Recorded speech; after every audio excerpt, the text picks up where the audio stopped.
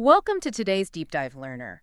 Behind every perfectly smooth live sports broadcast or, a massive concert, there is just absolute chaos. Oh yeah, complete chaos. Right. I mean, dozens of untimed cameras, glitchy feeds, and clashing formats, all trying to hit your screen at the exact same time.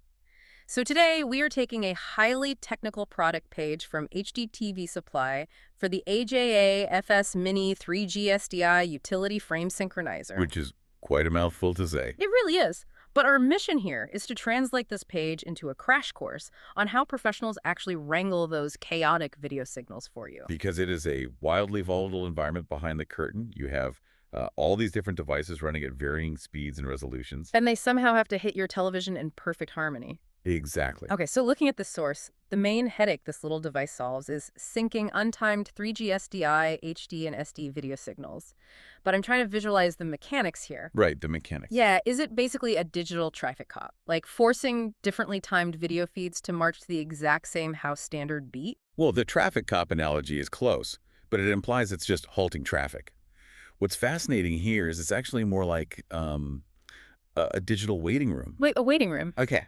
Fast feeds, slow feeds, they all enter this memory buffer. But the device only opens the exit door to release them to the exact beat of a master house standard metronome. How fast is that process, though? Because if it's holding video in a waiting room, aren't the viewers going to notice a delay? Well, that's the sheer speed of its high-quality 10-bit video processing. The nominal video delay is literally just a single frame. Wait, just one frame? Exactly one frame. At standard broadcast speeds, that's roughly 33 milliseconds. So it's basically faster than the blink of an eye. Wow. Yeah. It receives a signal, processes it, and aligns it to that master clock practically in real time. Okay, here's where it gets really interesting, though.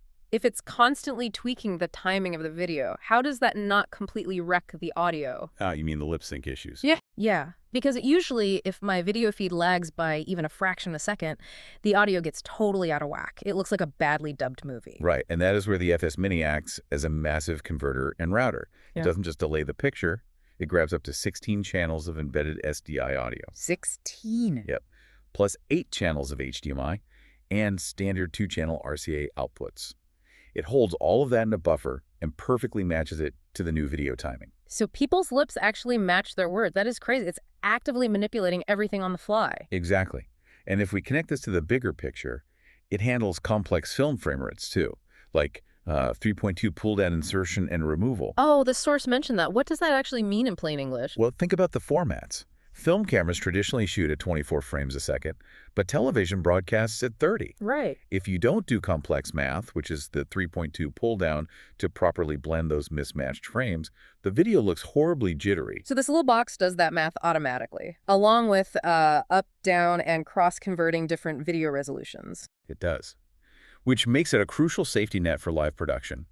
It features something called loss of input management. Oh, right, meaning if a camera feed suddenly dies, the device automatically catches the mistake. Yeah, instead of the screen crashing to static, it triggers a freeze on the last good frame, cuts to black, or mutes the audio before the viewer ever sees a total failure. It just isolates the disaster completely. This is an absolute lifesaver. It really is.